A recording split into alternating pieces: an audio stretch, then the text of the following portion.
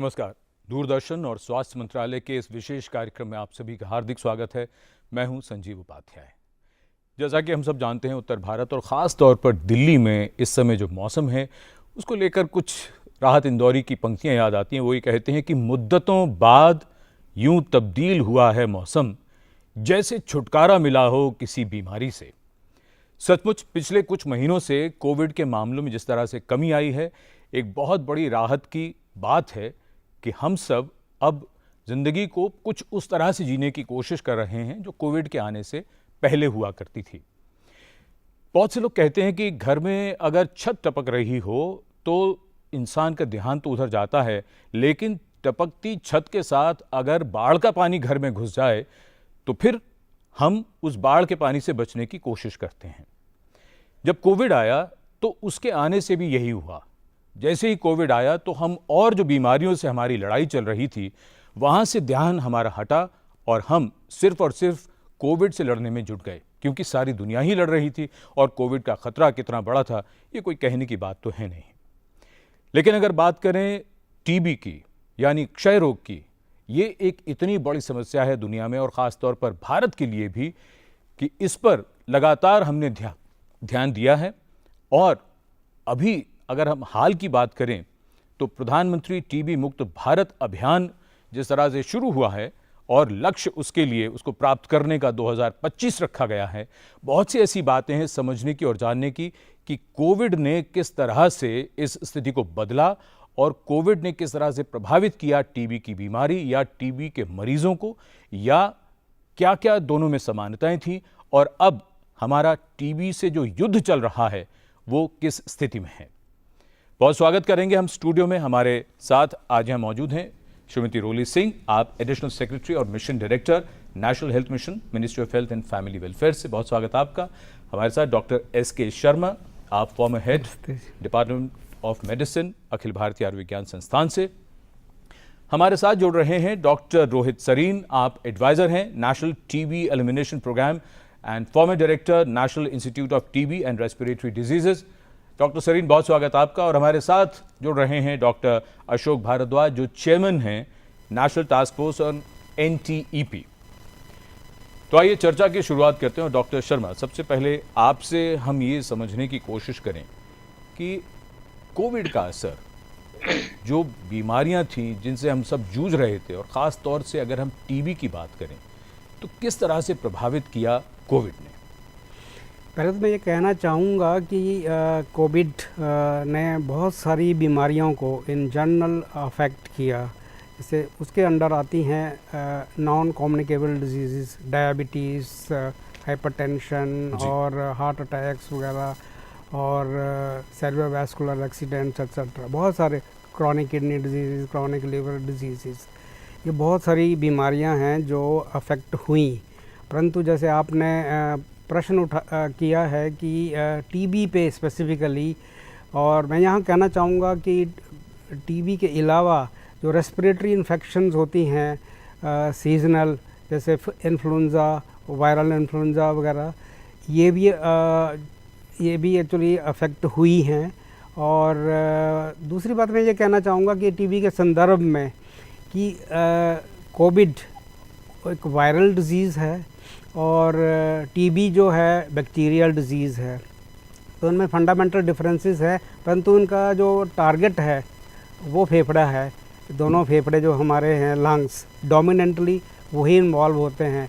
और अगर किसी व्यक्ति को, जैसे ट्यूबरकुलोसिस है, उसको ज़्यादा चांसेस, हम उनको बचाना चाहते हैं कि कोविड ना हो, उस वक्त हमारा यही प्रयत्न रहा एक्चुअली। अगर होता है तो डैमेज डबल हो जाएगी, क्योंकि पहले से लंग्स की पहले से लंग्स जो थे इन्वॉल्व थे और डैमेज थे, और ज़्यादा डैमेज एम्पलीफाई हो जाएगी, बढ़ जाएगी, तो पेशेंट सीधा ही वेंटिलेटर और ऑक्सीजन सैचुरेशन वगैरह मेंटेन नहीं कर पाएगा, काफ़ी क्रिटिकल हो जाएगा। दूसरा जो है, जो जिनको जैसे कोविड हुआ, हम नहीं चाहते कि उनको टीबी हो जाए। वो भी एक एक्चुअली, जैसे टीबी की 3-4 टाइप्स होती हैं। एक आपको कहते हैं कि हम कहेंगे कि लेटेंट टीबी, जो कि दबा हुआ है, किसी भी समय उभर सकता है। इससे कोविड के मतलब संक्रमण है लेकिन बीमारी नहीं है, बीमारी नहीं है, लेटेंट अगर कहें, लेटेंट है एक्चुअली। वो छुप के बैठा हुआ है कीटाणु, कभी पहले हुआ था, वो दब गया था और कभी भी वो उभर सकता है। जैसे कोविड में स्टेरॉइड दिए गए और स्टेरॉइड्स डिफरेंट ड्यूरेशन के लिए दिए गए, डोज में दिए गए, तो उससे क्या है वो ऊपर आ सकता है। जब भी और प्रतिरोधक क्षमता कम होगी तो ये संक्रमण बीमारी में बदल सकता है। तो जो साइलेंट बैठा था वो एक्टिव हो जाएगा, एक्टिव टीबी हो जाएगा। और उससे क्या है कि जो डैमेज कोविड ने की है और स्टेरॉयड ने की है वो एम्पलीफाई हो जाएगी। ट्यूबरकुलोसिस बाहर भी फैल सकता है, बाहर मतलब फेफड़े के बाहर भी फैल सकता है। ये ये मतलब ये भयंकर, मतलब किसी को अगर फेफड़े की टीबी है तो शरीर के किसी और अंग में भी जा सकती है, आप ये कह रहे हैं? हाँ, वो एक्चुअली अगर स्टेरॉइड्स वगैरह दे रहे थे, हम दे रहे थे तो कोविड के लिए। पर हम ड्यूरेशन में, जैसे मैंने इंडिकेट की कि ड्यूरेशन जो है वेरिएबल थी। कुछ लोगों को ज़्यादा टाइम तक दिया गया जो नहीं देना चाहिए था। वो वहाँ पर हमने लेसन सीखा एक्चुअली कि इससे बढ़ सकता है टीबी। लेकिन एक छोटी सी बात कि जिसको टीबी का रोग है उसको खतरा ज़्यादा रहेगा कोविड का बाकियों के मुकाबले जो स्वस्थ व्यक्ति हैं, क्या आप ये कहें? बिल्कुल सही है, बिल्कुल सही है। डॉक्टर रोहित सरीन आपके पास आना चाहेंगे और ये समझना चाहेंगे कि टीबी की जो इस समय जो स्थिति है, मरीजों की संख्या की बात करें या पूरी बीमारी की जब हम बात करते हैं तो कोविड से ठीक पहले की बात करें और कोविड के दौरान अभी भी जो हालात हैं वो किस तरह के हैं, तस्वीर क्या बताती है? देखिए, जहाँ तक हम ये देखते हैं कि कोविड से पहले तो हमारा जो राष्ट्रीय एक टीबी अभियान चल रहा था, जिसको हम नेशनल टीबी एलिमिनेशन प्रोग्राम कहते हैं, तो उसमें हम सही रास्ते पे जा रहे थे और जितने हमारे मिसिंग केसेस हैं उनको भी हम ढूंढने में कामयाब रहे। परंतु कोविड के आने से क्या हुआ कि हमारी, जैसे आपने बताया ना पहले उदाहरण में, कि जब बाढ़ आई तो सबका ध्यान बाढ़ की तरफ गया जी। तो जब कोविड आया तो कोविड का मालूम ही नहीं था कि ये किस तरह क्या होगा इसके अंदर। तो ये एक घबराहट सी हो रही थी। तो इस करके जितना भी हमारा हेल्थ सिस्टम है वो सारा कोविड के ही जूझ गया कि भैया अब इसको कंटेन करना बहुत ज़रूरी है ताकि कम से कम लोग इससे प्रभावित हों, मृतक रहें। तो इस करके जितना भी हमारा हेल्थ सिस्टम है उस तरफ। अब इसका इम्पैक्ट क्या होता है कि एक तो आपको मालूम है कि कोविड के दौरान लॉकडाउन रहे तो ट्रांसपोर्टेशन नहीं रही, लोग हेल्थ बीमार होते हुए भी हेल्थ सिस्टम को नहीं पहुंच सकते थे। दूसरा ये है कि भाई अब लेनी है, लोगों की जांच करनी है, वो भी मुश्किल हो गई, क्यों करके हमारा जितना भी हेल्थ सिस्टम है और जो भी हमारे डायग्नोस्टिक लेबोरेटरीज हैं ये कोविड की रोकथाम में लगी हुई थी, कोविड के डायग्नोसिस में लगी हुई थी। तो इससे क्या होता है कि कोविड के कॉन्टेक्स्ट में मैं ये कहूँगा कि हमारी जो टीबी की नोटिफिकेशन है ये काफ़ी हद तक गिरी। जहां हम आगे 24 लाख मरीज डिटेक्ट कर पा रहे थे, 26 लाख डिटेक्ट कर पा रहे थे, वहां हमने देखा कि अब हम केवल नोटिफाई सिर्फ 19 लाख के आसपास कर रहे हैं। तो ये एक डिप आया था जो कि शुरुआत में 2020 के अंदर जैसे भी कोविड आया तो ये हमको देखने में मिला। परंतु बहुत शीघ्र ही हमारे हेल्थ सिस्टम ने अपने आप को गेयर अप किया और आज के दिन में अगर हम देखते हैं तो ये नज़र आता है कि हम वापस उसी रास्ते पे चल गए हैं जहाँ पे हमारी नोटिफिकेशंस बढ़ रही हैं, हम इम्प्रूव कर रहे हैं और जितने भी टीबी मरीज हैं उन तक हम पहुँच रहे हैं। तो मैं ये कहूँगा कि कोविड ने हमें काफ़ी कुछ सिखाया भी, और जो कोविड दौरान इम्प्रूव किया उसकी वजह से आज हम वो हेल्थ सिस्टम को टीबी के लिए भी यूज कर पा रहे हैं। चाहे वो हमने अधिकतर लेबोरेटरीज बना दी, तो वही जो हमारी टेस्टिंग मशीनें थी जिनसे हम कोविड को टेस्ट करते थे, तो वो अब टीबी की टेस्ट के लिए भी इस्तेमाल हो रही हैं। तो हमारा पेशेंट केयर सिस्टम था उसको इम्प्रूवमेंट मिला। तो अब ये थिंग कोविड था हमने एक अपॉर्चुनिटी में बदला, और ये एक देश की सफलता रही है कि अगर हम देखें कि टीबी का जो अभियान है अब एक बहुत ही हम कहेंगे कि बहुत तीव्र गति से आगे बढ़ रहा है, और वो इसीलिए बढ़ पा रहा है क्योंकि हमारा हेल्थ सिस्टम इतना गेयर्ड अप है। तो जो हमारे स्तंभ थे टीबी को कंट्रोल करने के लिए, चाहे वो डिटेक्ट है, चाहे वो प्रिवेंट है, और चाहे वो बिल्डिंग हेल्थ सिस्टम्स का है, ये चारों स्तंभ इतने मजबूत हो गए हैं कि अब हम टीबी की रोकथाम एक बेटर वे में कर पा रहे हैं rather than the pre covid era. जी। तो मतलब एक यही कहेंगे कि भाई कोविड ने कुछ हद तक टीबी को हेल्प भी किया है, और जो हमने इन्फेक्शन कंट्रोल के सिस्टम्स लगाए थे वो अब टीबी में भी हेल्प करते हैं। जैसे हमने कहा था मास्क पहनना है, अब टीबी भी एक ऐसी बीमारी है जो कीटाणु से होती है, हवा से फैलती है, किसी के खांसने छींकने से फैलती है। तो अगर मरीज मास्क लगाता है या अगर उसके जो करीब है वो मास्क लगाता है, तो ये ट्रांसमिशन जो है एक व्यक्ति से दूसरे व्यक्ति में जो ये संक्रमण होता है तो ये कम हो जाता है। तो ये कोविड में भी हेल्प किया, ये टीबी में भी हेल्प किया। जी बिल्कुल। तो कोविड से तुरंत जो गति धीमी हुई थी उसके कुछ लाभ भी हुए हैं। डॉक्टर भारद्वाज आपके पास आना चाहेंगे और ये समझना चाहेंगे जो बात डॉक्टर शर्मा ने और डॉक्टर सरीन ने जो सामने रखी कि कोविड के आते ही चूंकि फोकस हमारा सारा का सारा कोविड से लड़ने में था। अभी डॉक्टर सरीन ने बताया कि रिपोर्टिंग कम हो रही थी तब और अब उसमें पहले से बेहतरी हुई है। अगर हम इलाज की बात करें और ग्रास रूट लेवल पे हम बिल्कुल नीचे के स्तर पे अगर हम बात करते हैं तो देश में उस स्तर पर ख़ास तौर पे जब हम इलाज की बात कर रहे हैं, क्योंकि जैसे हम जानते थे कि डॉट्स में तो ये कि रोज़ाना ही दवाई मिलेगी, तो उन चीज़ों पर भी असर तो पड़ा होगा। अपना अनुभव बताइए ज़रा। तो संजीव जी, जो हमारे लोएस्ट लेवल के ऊपर वर्कर्स हैं, हम पीएचआई बोलते हैं उसको, जो भी वहाँ होते हैं, वो सबसे पहले केसेस वहाँ आते हैं, ठीक है ना। वहाँ डायग्नोसिस होता है, डीएमसी हमारी होती है, डेजिग्नेटेड माइक्रोस्कोपिक सेंटर, वहाँ डायग्नोस होता है। और उसके बाद जो हमें थोड़ा डर होता है भी कौन सी टीबी है, जो सिंपल है या जो ड्रग रेजिस्टेंट टीबी है, तो उसका सैंपल हमें आगे भेजना पड़ता है। तो जो डॉक्टर सरीन ने बात किया है कि कोविड के वक्त क्योंकि जो सारी व्यवस्था थी, चाहे वो कोरियर की थी, चाहे वो मैन कोरियर थे, वो सारी बंद हो गई।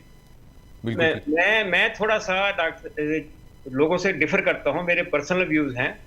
जो लॉकडाउन का इफेक्ट है वो इतना नहीं पड़ा है जितना कि लोगों का डर था, क्योंकि लॉकडाउन के वक्त भी काफी राज्यों ने ये सर्विसेज जो है ना डोर स्टेप तक पहुंचाई, पर जो लोग वो डर रहे थे कि हम अगर टेस्ट करवाएंगे शायद कोविड पॉजिटिव आ जाएगा हमको, तो हम टेस्ट नहीं करवाएंगे, तो इसको छुपा रहे थे। तो हमारे जो लोअर लेवल वर्कर थे उनका यही था कि सर हम क्या करें, लोग डर रहे हैं कि हम टेस्ट नहीं करवाएंगे। वो बोलते थे हम टीवी का टेस्ट करेंगे, कहते नहीं जी हम ये टीवी कह के आप कोविड का टेस्ट करोगे तो हम कोविड का टेस्ट नहीं करवाएंगे। ये भी एक बड़ा कारण था कि जो केसेस हैं वो डायग्नोस नहीं हुए। और जो डॉक्टर सरीन ने बोला, डॉक्टर शर्मा ने भी बोला, क्योंकि आप देखते हैं एक केस जो है वो टीवी का, वो एक साल में 10 से 15 लोगों को टीवी फैलाता है। अगर वो घर में ही रहे, ठीक है ना, इस पीरियड में घर में रहे तो इलाज भी नहीं करवाया, ठीक है ना, दवा भी नहीं खवाई, टेस्ट भी नहीं करवाया, तो जो भी फैमिली मेंबर्स हैं उनको टीबी होने का खतरा बढ़ गया।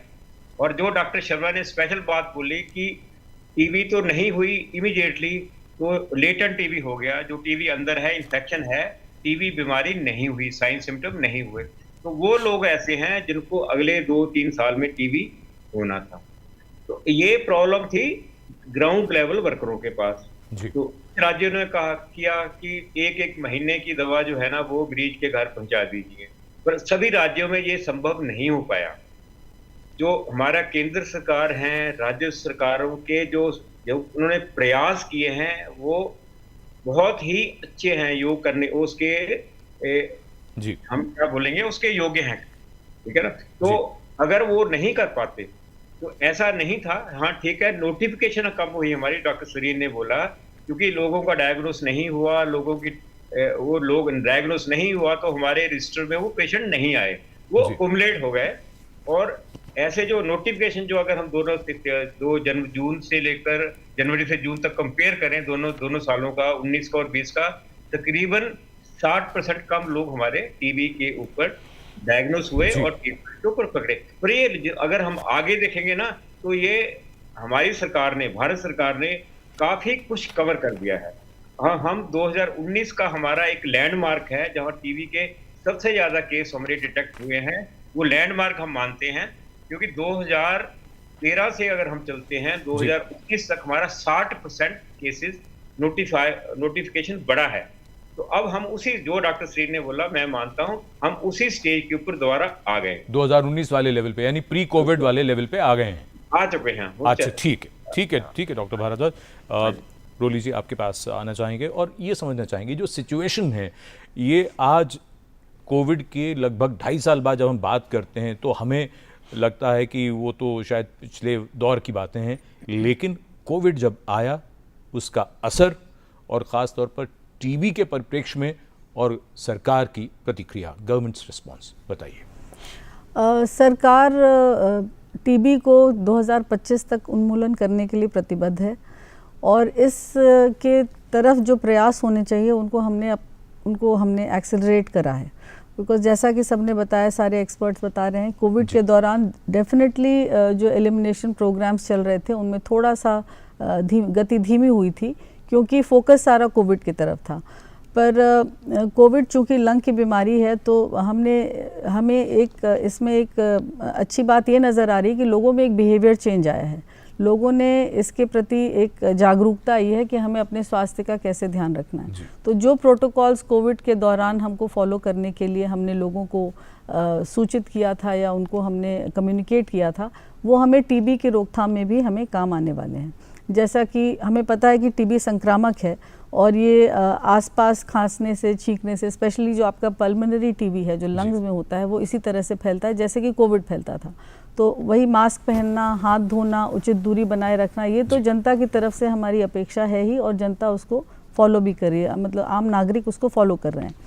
सरकार की तरफ से हमने अपने इस मुहिम को दुगना करने के लिए जन सहभागिता का इसमें हम लेकर आए हैं एलिमेंट, जिसमें आपको पता होगा कि 9 सितंबर को महामहिम राष्ट्रपति महोदया ने निक्षय 2.0 का शुभारंभ किया था।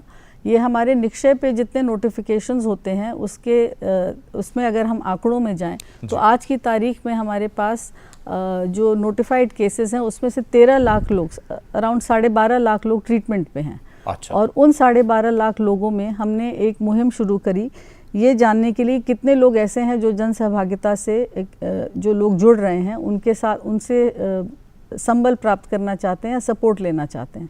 तो रोली जी, मैं चाहूँगा थोड़ा सा दर्शकों को आप जन सहभागिता ज़रा स्पष्ट करिए। अभी लोगों को शायद ये उनकी किस तरह की भूमिका हो सकती है इस अभियान में, ज़रा उसको स्पष्ट करिए। जैसा कि हम जानते हैं कि टीबी के प्रति बहुत ज़्यादा मान्यताएं इस प्रकार से थीं जिससे कि टीबी के रोगियों को हम थोड़ा सा सोसाइटी में उनका समाज स्टिग्मा है, बाकायदा लोग छुपाते हैं, अगर किसी को परिवार छुपाया में हो जाता था, नौकरियां लोगों की चली जाती थी, लोगों को लगता है बच्चों की शादी नहीं होगी, रिश्ते नहीं होंगे, इस तरह की बातें। इसी प्रकार से जो टीबी से एक बार ग्रसित हो जाता है और अगर वो कुपोषित है तो उसके टीबी का ट्रीटमेंट भी बहुत लंबा खिंचता है और वो अमूमन अगर वो गरीब परिवार से है तो उसके ऊपर एक और भारी आर्थिक मार पड़ती है।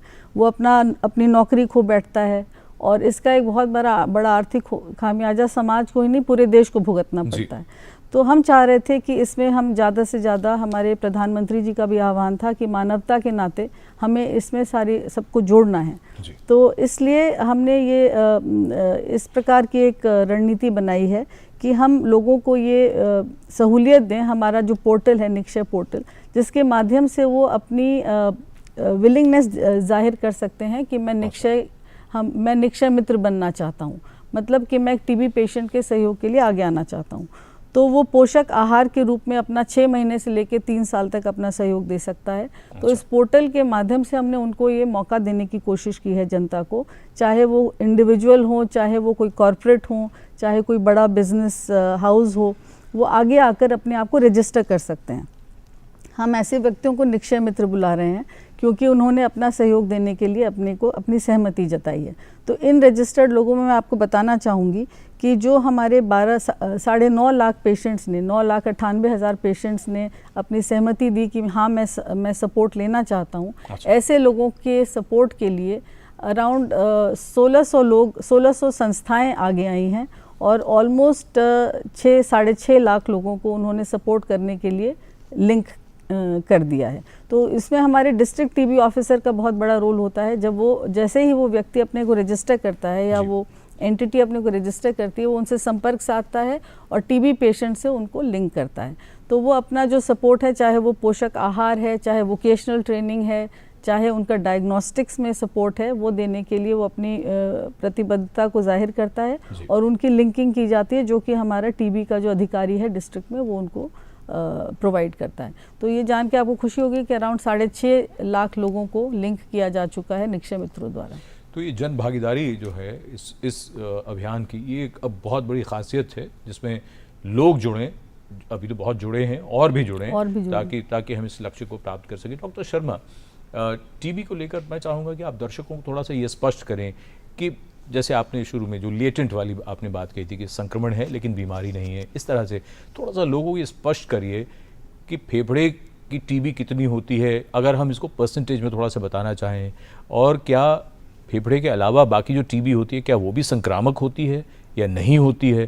थोड़ा सा टीबी को लेकर और कारण क्या क्या है, मुख्य कारण क्या क्या है, एक कुपोषण तो है ही, और क्या क्या कारण है, तो लोग ये समझें कि उन्हें किन चीज़ों का ध्यान रखना है। जी देखिए, जब हम बात करते हैं ट्यूबरकुलोसिस की, सबसे पहले हमें, जैसे हम स्टूडेंट्स को भी पढ़ाते हैं कि उसको HIV है या नहीं।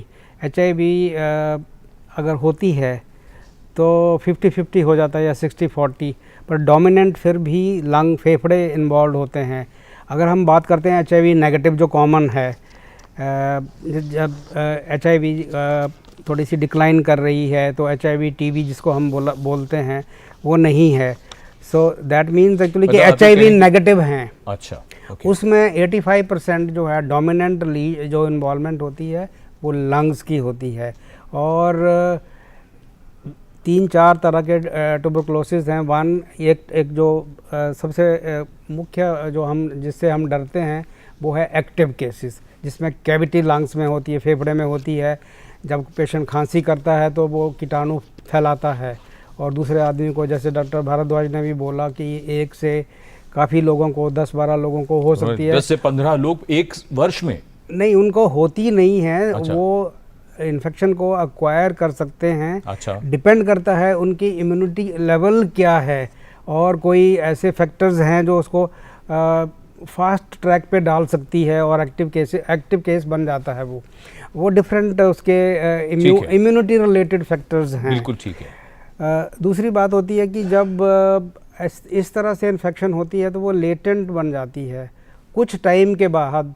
जैसे उन्होंने मेंशन किया 3 to 5, पहले 5 years बोलते थे, अब 3 years तक हमें चौकन्ना रहना पड़ता है। वो ब्रेक डाउन हो सकती है depending on the immune status क्या है उस व्यक्ति का। जैसे अगर डायबिटीज़ है, हाईली अनकंट्रोल्ड है, तो वो उभर के आ सकती है। कोई स्टीरॉयड ले रहा है, कोई क्रॉनिक किडनी डिजीज़ का, रीनल ट्रांसप्लांट का पेशेंट है, स्टीरॉयड पे है, और कोई और इंडिकेशन के लिए स्टीरॉयड पे है, वो एक्टिवेट हो सकती है, एक्टिव हो जाएगा जहाँ भी होगा, जहाँ भी किसी भी कंडीशन से, भी कंडीशन से। जरूरी नहीं है स्टीरॉयड्स। सो वो एक्टिवेट हो सकता है, वो एक्टिव हो जाएगा। एक्टिव का मतलब है एक्चुअली कि पेशेंट वो एक्चुअली दूसरों को दे सकता है इन्फेक्शन और डिजीज़। उसमें जैसे मैंने बताया इम्यून स्टेटस पर डिपेंड करती है कब होगी। तीसरी जो मेन जो हम डिवाइड करते हैं, जब पल्मोनरी, एक्स्ट्रा पल्मोनरी, जैसे HIV में एक्स्ट्रा पल्मोनरी ज़्यादा कॉमन होती है rather than pulmonary. Extra pulmonary का मतलब जो आपकी लिम्फ रोड्स हैं, ग्लैंड्स हैं, उसमें होती है, बोन्स में हो सकती है, जिसको हम बोलते हैं प्लूरा में हो सकती है, पानी पड़ जाता है जब, पेट में हो सकता है, बट फेफड़े के बाहर जिसको प्लूरसी बोला जाता है वो हो सकती है। कॉमनेस्ट जो होते हैं एक्स्ट्रा पल्मोनरी ग्लैंड्स और प्लूरल इफ्यूजन्स और प्लूरसीज वगैरह होते हैं। तो ये और बोन्स वगैरह एक्चुअली ये जिस्म के किसी भी हिस्से को इन्वॉल्व कर सकती है, पर जो खतरनाक टाइप की टीबी होती है वो मेनिंजियल और मिलियरी ट्यूबरकुलोसिस होती है, जो बच्चों में काफ़ी कॉमन होती है, जो मस्तिष्क को प्रभावित करती है। हाँ, आप ये कह रहे हैं। जिसके लिए हम BCG वैक्सीनेशन भी देते हैं ताकि उनको वो ना हो, मतलब या उसकी सीवियरिटी कम हो, उसमें देते हैं। और जैसे हमने बात कर ली अभी लेटेंट टीबी की, कि लेटेंट टीबी जो है वो छुपी हुई होती है, और कोई भी जैसे इम्यून स्टेटस अगर ब्रेक डाउन होता है, इम्यूनिटी लेवल लो हो जाती है, वो उभर के बाहर आ सकती है और एक्टिव फॉर्म में हो जाती है। अगर खतरों की बात करें तो अक्सर कहा जाता है कि जहाँ भी सोशो इकोनॉमिक्स जो स्टेटस है वो अगर गरीबी है, कुपोषण है, या ऐसे घरों में लोग रहते हैं जहाँ वेंटिलेशन नहीं है, तो ये अभी भी बिल्कुल वही फैक्टर्स हैं या कुछ बदलाव आया? ये तो कई वर्षों से वही के वही फैक्टर्स हैं, या इनमें कोई तब्दीली है या कोई जुड़ा है कोई फैक्टर? नहीं, यही फैक्टर एक्चुअली कोविड के साथ भी थे। हाँ, ये भी बात है कि वेंटिलेशन प्रॉब्लम्स और माल न्यूट्रिशन और over crowding in the house. तो अगर कोई व्यक्ति को पल्मोनरी एक्टिव ट्यूबरकुलोसिस है, वो बाकी फैमिली मेंबर्स लेकिन को सोशल इकोनॉमिक स्टेटस उसमें नहीं था कोविड में। नहीं, but actually no socio economic status बन गया, एक्चुअली इम्पैक्ट हो गया ना। एक्चुअली जब लोगों की जो नौकरियां छूट गई या उनका रोजगार छूट गया, उनको जगह छोड़ने पड़ी, तो पॉवर्टी आ गई। पॉवर्टी से एक्चुअली क्या है, माल न्यूट्रिशन होगा तो प्रतिरोधक क्षमता फिर कम हो जाएगी, तो एक चक्र बन जाएगा। हाँ जी, हाँ जी। डॉक्टर शर्मा, हम इस चर्चा को आप सबके साथ जारी रखेंगे। इस समय वक्त है एक ब्रेक का। ब्रेक के बाद मिलते हैं और इस चर्चा को आगे बढ़ाते हैं। Under the visionary leadership of Honorable Prime Minister Shri Narendra Modi, Ayush is scaling newer heights. Current situation presents a right time for Ayurveda and traditional medicines to become even more popular globally. Ayush-based herbal products are being exported as medicine and food supplements in more than 100 countries. Ayush-related training and courses are easily available in more than 20 nations. Ayush is recognized in 16 countries. The Ministry of Ayush has demonstrated its commitment to effectively fight COVID-19 pandemic. It has issued COVID advisories and guidance, recommended yoga and herbal practice for safety. 8,32,445 Ayush COVID warriors enlisted, taking traditional medicine system to the masses. Committed to health and wellness, Ayush is serving humanity with increasing vigor and efficiency. Power Grid, a Maharatna PSU of Government of India, largest transmission utility of country, embarked on one such remarkable journey to establish one nation, one grid, one frequency, culminating into one electricity market. Power Grid, transmitting power, transforming lives.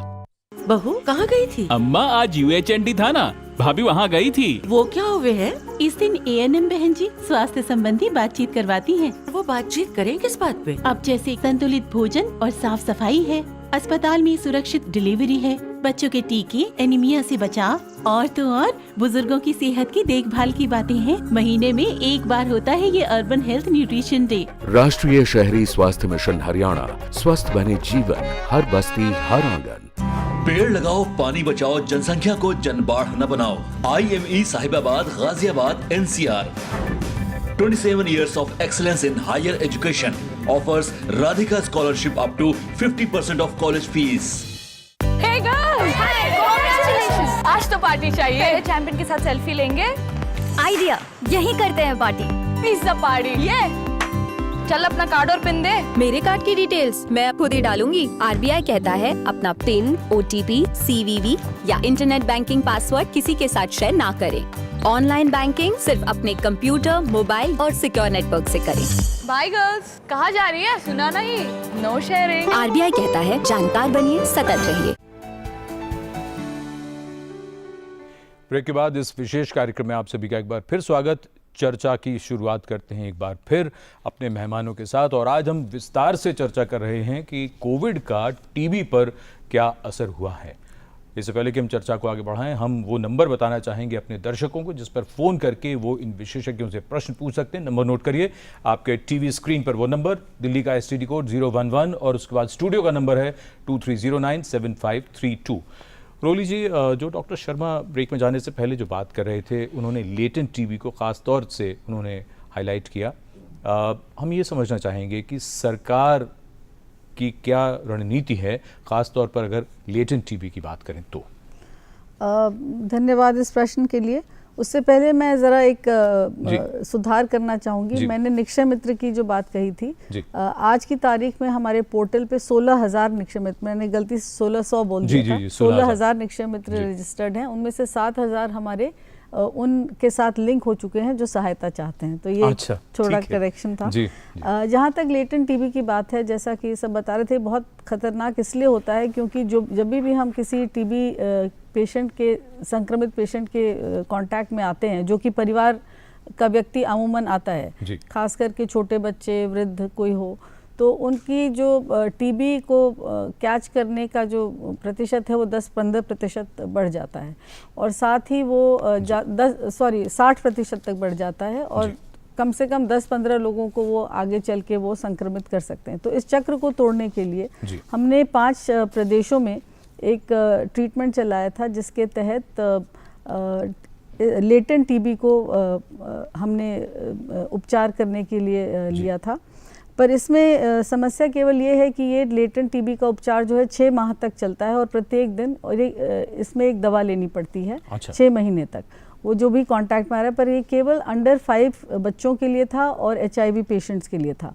पर अब चूंकि technology में इजाफा हुआ है और कुछ जानकारी और बढ़ी है, तो इसमें एक 3HP ट्रीटमेंट लाने की एक रणनीति तैयार हो रही है, जिसमें ये एक ऐसा उपचार होगा जिसमें केवल 3 माह के लिए और हफ्ते में 1 बार गोली लेनी पड़ेगी, और केवल 3 माह के लिए होगा, और सभी एज ग्रुप पे ये लागू होगा।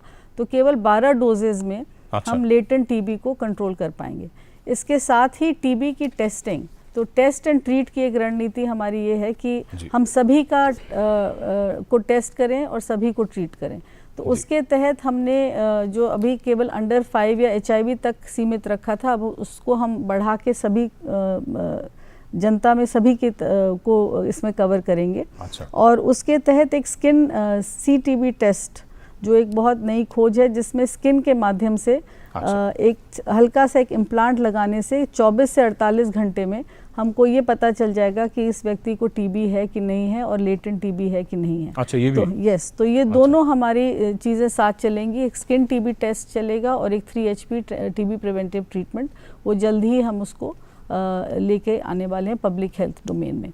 तो ये दोनों ट्रीटमेंट साथ चलेंगे। इससे पहले का जो ट्रीटमेंट था, जो इग्रा टेस्ट होता था, जो टेस्टिंग की फैसिलिटी थी इग्रा टेस्ट, वो थोड़ा सा लंबा समय लगाता था, और उसमें कुछ फॉल्स पॉजिटिव्स भी आते थे, जिससे अब हमको थोड़ा निजात मिलेगी, और ये क्विक टेस्ट होगा, और जल्दी हम ट्रीटमेंट पे अपने पेशेंट्स को ला पाएंगे, चाहे वो लेटेंट हो, चाहे वो फुल ब्लोन टीबी केसेस। और हमारे एक दर्शक हैं दिल्ली से, रमेश कुमार शर्मा, टेलीफोन लाइन पर। रमेश जी, बहुत स्वागत। क्या जानना चाहते हैं, बताइए। सर, मेरा सवाल ये है, जी बताइए। मेरा बेटा 36 ईयर ओल्ड है जी, और उसको कोई ऐसे ऐप तो नहीं है, लेकिन उसकी खांसी हम बार बार नोट करते हैं कि भी होती रहती है बार बार। मैं उसको बोलता हूँ कि भी आप उसको टीबी तो चेक करा लो, कहीं ऐसा ना हो कि भी कोई लंबी खांसी इतनी मेंटेन हो रही है। तो ऐसे कौन से सिम्टम्स आए कि भी टीबी का पता लगे और हम डाउट करें? जी, डॉक्टर सरीन, आपने सवाल सुना, तो आप जवाब दीजिए प्लीज। खांसी तो एक प्रमुख सिम्टम है ही, जो आप बता रहे हैं कि बच्चे में खांसी आ रही है, परंतु इसके साथ साथ और भी अन्य लक्षण होते हैं, जैसे बुखार होना, भूख ना लगना, वजन कम होना, कई बार बलगम ज्यादा आता है, कई बार ये भी है बलगम में खून भी आता है। तो मतलब ये सब लक्षण हैं, परंतु क्योंकि ये काफी समय से खांसी चल रही है, तो मेरा सुझाव यही रहेगा कि आप अपने नज़दीकी स्वास्थ्य केंद्र पे जाइए और अपनी जांच ज़रूर करवाएं, ताकि भाई पता चल जाए कि खांसी किस वजह से है। अब खांसी और भी अन्य बीमारियों में हो जाती है, मैं ये नहीं कहता हूँ कि सिर्फ टीबी में होती है। जैसे कि मौसम बदलता है तो जो दमा है वो भी, उसका प्रकोप भी ज़्यादा होता है, तो उसमें भी शुरुआत में खांसी से ही शुरू होता है, कई बार ड्राई कफ होती है, सूखी खांसी, तो मतलब और अन्य बीमारियां भी हैं। परंतु जो लंबी खांसी है जिस तरह से आप बता रहे हैं, उसमें हमको टीबी का शक ज़रूर माइंड में रखना चाहिए और जांच इसकी करानी चाहिए। जांच जैसे कि आपको पता है कि बहुत सरल है और हर स्वास्थ्य केंद्र में ये मौजूद है। बलगम की जांच होती है और एक आधुनिक टेक्नोलॉजी से अब हो रही है, भारत सरकार की तरफ से फ्री जांच है, जिसमें यही नहीं पता चलता है कि टीबी है या नहीं है, परंतु ये भी मालूम पड़ जाता है कि अगर टीबी है तो वो कौन सी दवाई से कीटाणु मरेगा, जिसको हम कहते हैं ड्रग रेजिस्टेंट है या ड्रग सेंसिटिव है। तो इस करके घबराने की बात नहीं है, परंतु इलाज ज़रूरी है और स्वास्थ्य केंद्र जाकर डॉक्टर की सलाह लेना आवश्यक है। डॉक्टर सरीन, एक दो छोटे छोटे सवाल इसी में और पूछ लेते हैं टेस्टिंग को लेकर जो आपने बात कही। आपने कहा कि हर स्वास्थ्य केंद्र पर, तो क्या सिर्फ थूक की जांच से या बलगम की जांच से ही ये तय हो जाता है या उसके बाद और एडवांस टेस्ट भी करने पड़ते हैं, और वो सुविधा कहाँ मिलेगी? देखिए, कुछ टेस्ट जो हैं वो तो पेरिफेरी तक अवेलेबल हैं, यानी कि बलगम में एक स्मीयर टेस्ट होता है बलगम के अंदर जो पहले किया जा रहा है जी, जिससे मालूम पड़ता है कि बलगम में कीटाणु हैं या नहीं है। अब जब कीटाणु दिखते हैं तो ये स्वाभाविक है कि टीबी निश्चित है, परंतु ये इंफॉर्मेशन ही काफ़ी नहीं है। हमको ये भी मालूम करना चाहिए कि टीबी जो है ये किस दवा से मरेगी, जो कीटाणु है किस दवा से मरेगा। तो उसके लिए हमको एक और टेस्ट करने की आवश्यकता रहती है, जिसको हम मॉलिक्यूलर टेस्ट हैं ये, इनसे बहुत जल्दी पता चल जाता है कि भाई ये कौन से दवाई से ये कीटाणु मरेगा। क्या ये सेंसिटिव है, यानी कि सिर्फ 6 महीने का इलाज होगा और साधारण दवाइयों से मरीज ठीक हो जाएगा, ठीक है, या ये रिफेम्पिसिन रेजिस्टेंट है। रिफेम्पिसिन एक बहुत अहम दवाई है जो टीबी के लिए दी जाती है। तो अगर ये इस दवाई से रेजिस्टेंट आता है तो फिर हमको और अन्य दवाइयों का सहारा लेना पड़ता है, और जब एक रेजिस्टेंट ऑर्गेनिज्म को हम ट्रीट करते हैं तो उसका इलाज भी लंबा है और उसकी दवाइयाँ भी ऐसी हैं जिनके कुछ साइड इफ़ेक्ट ज़्यादा होते हैं। तो इस करके मैं तो ये कहूँगा कि जिसको भी टीबी हो वो जल्द से जल्द पहले डायग्नोज हो जाए और पहली दफ़े में ही वो पूरा इलाज लेके ठीक हो जाए, ताकि भाई ड्रग रेजिस्टेंस डेवलप करने का चांस ही ना रहे। तो आई विल से कि TB today is totally curable, ये 100% क्योरेबल बीमारी है जी, पर उसका कंडीशंस हैं। कंडीशन ये है कि मरीज स्वास्थ्य केंद्र पे शीघ्र आए और जैसे डॉक्टर बोलते हैं वो अपना इलाज पूरा ले। ठीक है डॉक्टर भारद्वाज, आपके पास आना चाहेंगे, इसी बात को थोड़ा सा और आगे बढ़ाते हैं। एक तो बात ये कि 6 महीने का इलाज, कुछ लोग कहते हैं कि 9 महीने का इलाज भी हो सकता है, तो एक तो ज़रा ये थोड़ा सा क्लैरिफाई करिए कि क्या हर टीबी का इलाज 6 महीने ही होता है, एक बात। और दूसरा, जो बार बार ड्रग रेजिस्टेंट टीबी की बात हो रही है उस पर भी हम आपसे बात करेंगे, पहले इस सवाल का ज़रा आप जवाब दीजिए प्लीज़। संजीव जी, जो हम आम तौर पर देखते हैं जिसको डॉक्टर श्रेणी ने बोला कि ड्रग सेंसिटिव ट्यूबरकुलोसिस, तो जो ड्रग सेंसिटिव ट्यूबरकुलोसिस होता है उसकी ट्रीटमेंट जो है वो 6 महीना होता है। अच्छा, 6 महीने पर ऐसा होता है ना, जो डॉक्टर शर्मा ने भी बोला, जो आपने बोला एक्स्ट्रा परमानेंट ट्यूबरकुलोसिस, अगर मान लो रीढ़ की हड्डी की टीबी है या ब्रेन की है बच्चों में, तो कई बार डॉक्टर देखते नहीं हमने लंबा की दवा देनी, तो वो उसकी दवा देते। तो ये हमारे ड्रग सेंसिटिव, जो ड्रग सेंसिटिव ट्यूबरकुलोसिस है उसकी दवा 6 से 9 महीने तक हो सकती है ना। पहले 2 महीने में ज़्यादा दवा लेनी पड़ती है और अगले जो 4 महीने हैं उसमें एक दवा कम लेनी पड़ती है। तो ये है ड्रग सेंसिटिव टीबी। और जो ड्रग रेजिस्टेंस टीबी है हमारा, जी, जिसका डॉक्टर श्रीन ने बोला एडवांस टेस्ट करने पड़ते हैं। पहले हम बलगम की जांच करते हैं, बलगम की जांच करते बलगम का एक हिस्सा जो है वो एडवांस टेस्ट के लिए हम भेज देते हैं।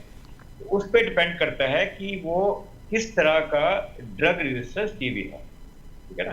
तो उसमें भी जो ड्रग रेजिस्टेंस टीबी है उसमें भी 9 से 11 महीने में एक टीबी, जिसको शॉर्टर रेजिमेन हम बोलते हैं, एक है ऑल ओरल लॉन्गर रेजिमेन। वो तकरीबन 18 से 20 महीने तक होता है, और इंजेक्शन अब भारत सरकार ने बिल्कुल ही बंद कर दिया है। और इसमें मैं ये बोलना चाहूँगा कि दवा DRTV की दवा बहुत महंगी है, और ये सारी की सारी दवा और दवा से पहले होने वाले टेस्ट जो हैं वो सारे ही सारे फ्री हैं। और उसके साथ साथ एक और बात बताना चाहूँगा कि जब मरीज अपने टेस्ट करवाने आता है और दवा लेने आता है, उसका आने जाने का किराया जो है वो भी सरकारें मुफ्त देती हैं, उनको रिइंबर्स कर देती हैं आने जाने का किराया। तो टीबी पे एक मरीज का कोई भी खर्चा नहीं होता है, चाहे वो ड्रग सेंसिटिव टीबी है, चाहे वो ड्रग रेजिस्टेंट टीबी है। जो हमारा मोटिव भी है 2025 तक कि पेशेंट को अपनी जेब से एक पैसा भी नहीं खर्चा करना है, जिसको हम कैटास्ट्रोफिक पूरा इलाज मुफ्त है। एक छोटी सी बात और उसके बाद हमारे एक दर्शक इंतजार कर रहे हैं टेलीफोन लाइन पर। डॉक्टर भारद्वाज, इस प्रश्न का उत्तर भी दे दें आप, और वो ये कि अगर किसी को ड्रग रेजिस्टेंट टीबी है, अगर उससे कोई व्यक्ति संक्रमित होता है तो क्या उसे साधारण टीबी होगी या उसे भी ड्रग रेजिस्टेंट टीबी होगी? नहीं, जो ऑर्गेनिज्म है जो जिससे इन्फेक्ट हुआ है, अगर किसी में ड्रग रेजिस्टेंस ऑर्गेनिज्म है जी, तो दूसरे में ड्रग रेजिस्टेंस टीबी ही जाएगा। उसी में वही टीबी, क्योंकि कीटाणु तो रेजिस्टेंट हो गया ना, तो वही कीटाणु दूसरे में फैलेगा ना। और बाकी मैं डॉक्टर सरीन से बोलूंगा थोड़ा सा इसको क्लियर कर दें, क्योंकि ड्रग रेजिस्टेंट टीबी का पेशेंट ड्रग रेजिस्टेंट टीबी ही फैलाएगा। डॉक्टर सरीन, आप कृपया जल्दी से उत्तर दे दें, फिर हमारे दर्शक का प्रश्न है। जी बताइए। हाँ, देखिए, ये रिसर्च द्वारा बताया गया है कि जो drug resistant TB index case में होती है, यानी कि जो पेशेंट, जो मरीज फैला रहा है, अगर उसमें ड्रग रेजिस्टेंट टीबी है तो उससे जो भी संक्रमित होता है व्यक्ति, उसमें 80% चांस तो यही है कि ड्रग रेजिस्टेंट टीबी ही होगी। परंतु 20% ये भी है कि ड्रग सेंसिटिव भी हो सकती है, क्योंकि हो सकता है कि मरीज ने उस व्यक्ति से ना बीमारी लेके कीटाणु अन्य कहीं से भी ले लिया हो, कोई और मरीज से ले लिया हो। तो लेकिन अगर ड्रग रेजिस्टेंट से लेगा तो ड्रग रेजिस्टेंट ही होगा, आप ये कह रहे हैं ना? हाँ, ठीक है। अगर ड्रग रेजिस्टेंट से लेगा तो ड्रग रेजिस्टेंट ही होगा। जी बिल्कुल। अब चलते हैं, हमारे दर्शक हैं भोपाल से नरेश जी। नरेश जी, बहुत स्वागत, क्या जानना चाहते हैं पूछ लीजिए, बताइए।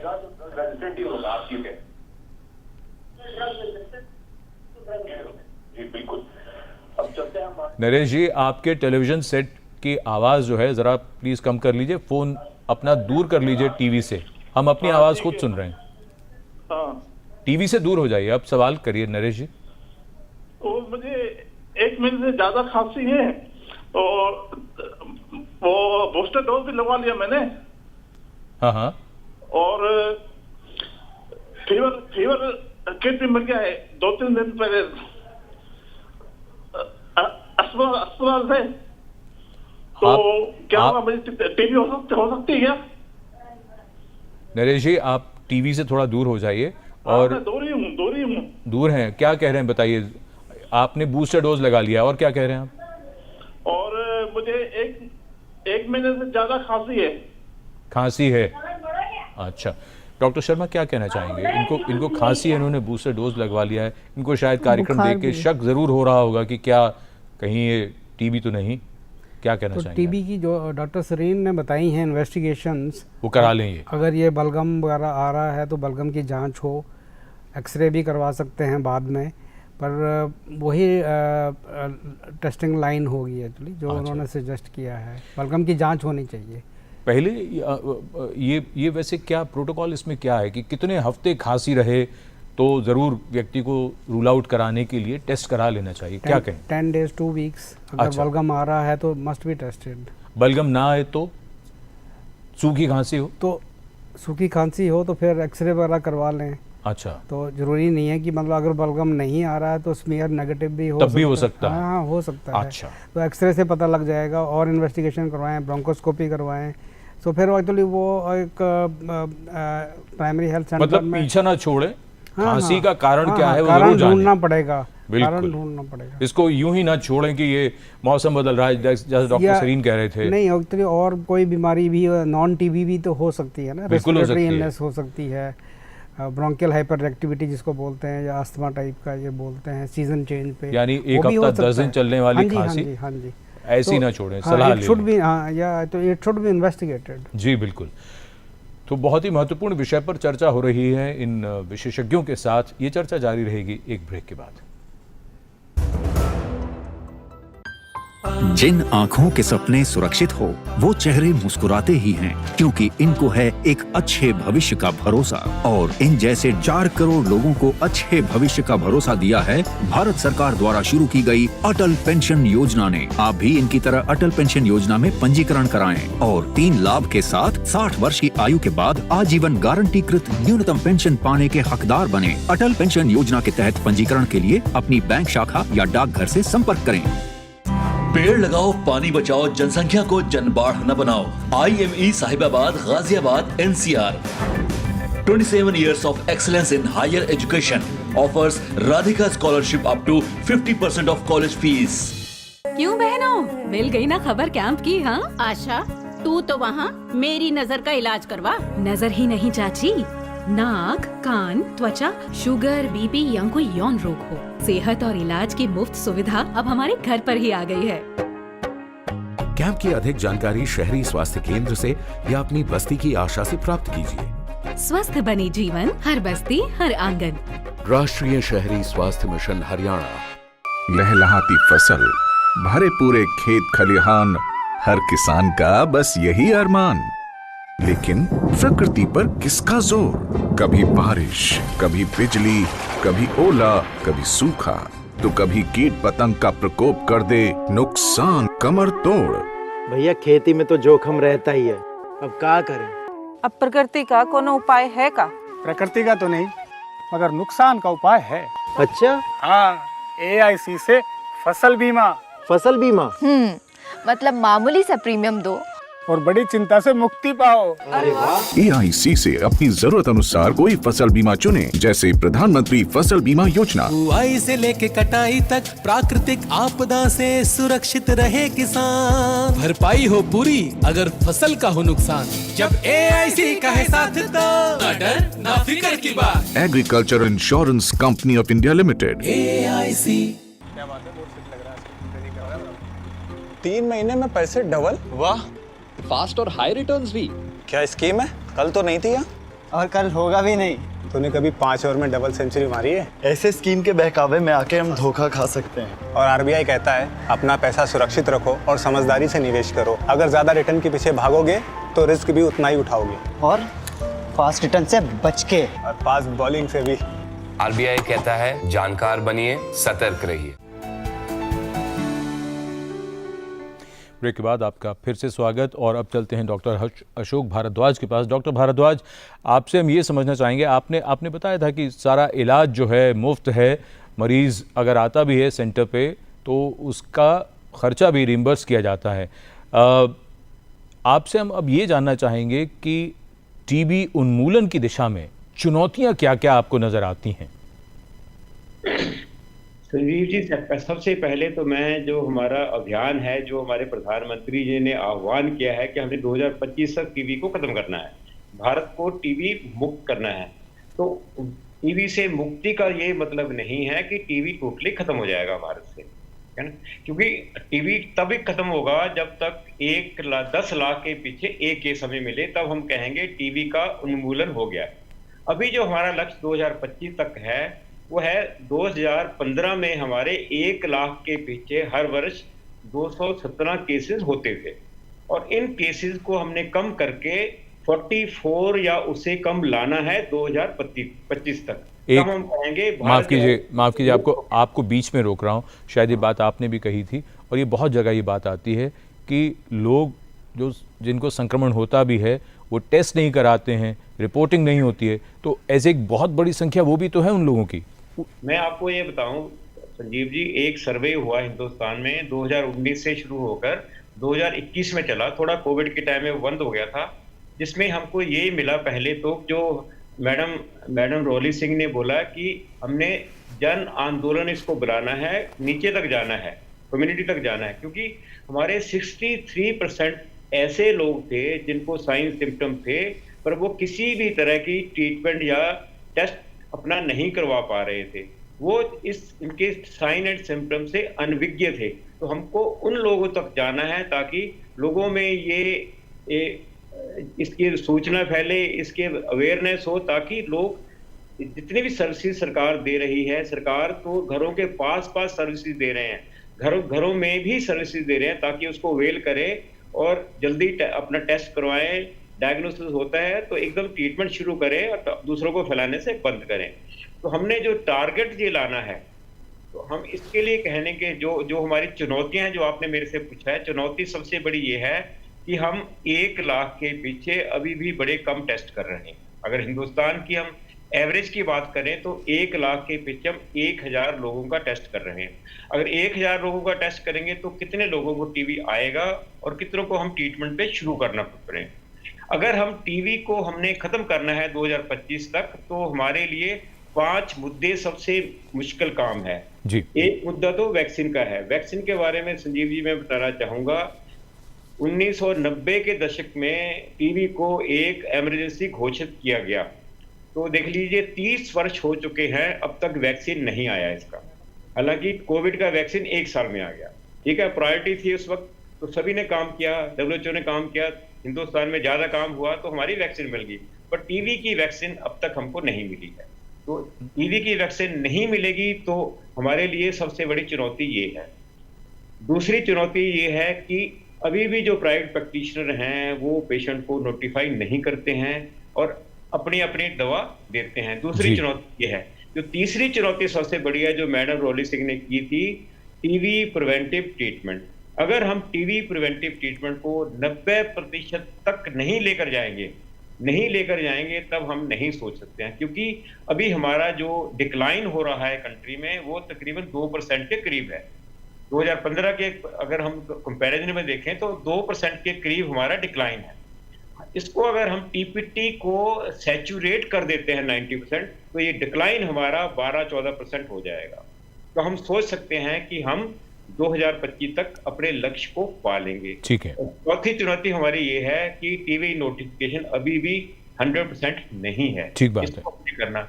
और सबसे बड़ी चुनौती जो है, मैंने पहली सबसे बोला था, 1 लाख के पीछे हमारे कम टेस्ट हो रहे हैं, तो हमको ये करना है जो क्योंकि मैं मेडिकल कॉलेज को रिप्रेजेंट करता हूं कि हमने ओपीडी में इतने केसेस आते हैं, उनकी स्क्रीनिंग नहीं होती है, इंडोर में लोग लेटे हुए हैं, उनकी स्क्रीनिंग नहीं होती है। अगर हम इसको कर पाएंगे तो हम अपने लक्ष्य को 100% 2025 तक पूरा कर लेंगे।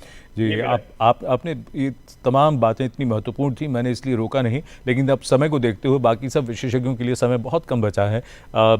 डॉक्टर शर्मा, एक बात जो महत्वपूर्ण रह जाती है, बार बार ड्रग रेजिस्टेंट टीबी की बात हुई, ये भी एक बहुत बड़ी चुनौती है टीबी से हमारी लड़ाई में। आप इसको किस तरह से देखते हैं और क्या करना चाहिए, क्या ध्यान रखने की ज़रूरत है, और अगर इसको हमने अगर साध लिया तो हमारे लिए रास्ता कितना आसान हो जाएगा, बताइए।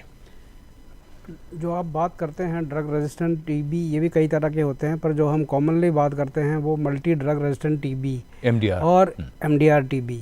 इसको दूसरे शब्दों में ये भी कहा जाता है मैन मेड ट्रेजेडी। इसका मतलब ये हुआ कि पेशेंट जैसे साधारण टीबी का है, ड्रग सेंसिटिव टीबी का है, उसको हम दवाई देते हैं और दवाई जो है उससे वो उसके लक्षण ठीक हो जाते हैं, काफ वगैरह स्प्रेस हो जाता है, वेट गेन शुरू हो जाता है, एपेटाइट ठीक हो जाती है। उसके बाद क्या है कि वो सोचता मैं बिल्कुल ठीक हो गया हूँ, जबकि हमने उसको बोला, टाइम निर्धारित किया है कि 6 मंथ्स ड्यूरेशन है, लेनी है, तो वो ट्रीटमेंट छोड़ देता है और वो डिफ़ॉल्ट कर जाता है, डिफ़ॉल्टर बन जाते हैं। इस तरह के ये कोविड में भी हुआ है कि केसेस मिसिंग केसेस हैं। सो अभी हमारा प्रयत्न ये रहना चाहिए कि मिसिंग केसेस को ट्रेस किया जाए, डिफ़ॉल्टर्स को ट्रेस किया जाए और जिन्होंने ट्रीटमेंट कंप्लीट नहीं की, ट्रीटमेंट कंप्लीशन वो ये भी हुआ एक्चुअली, क्योंकि सर्विसेज अफेक्ट हुई थी, सो उनको भी ट्रेस किया जाए। वो अदरवाइज़ कन्वर्ट हो जाएंगे ड्रग रेजिस्टेंट टीबी में, जिसका कि ट्रीटमेंट हम डिस्कस कर चुके हैं। वो काफ़ी ख़तरनाक बीमारी है। वो मतलब जो आपका कीटाणु होता है वो 2, 3, 4 दवाइयों से उस पर असर नहीं होता। जी, ठीक। डॉक्टर सरीन, आपके पास आना चाहेंगे और ये समझना चाहेंगे कि अब जो आगे की लड़ाई है वो लड़ने के लिए हम किस तरह से सक्षम हैं।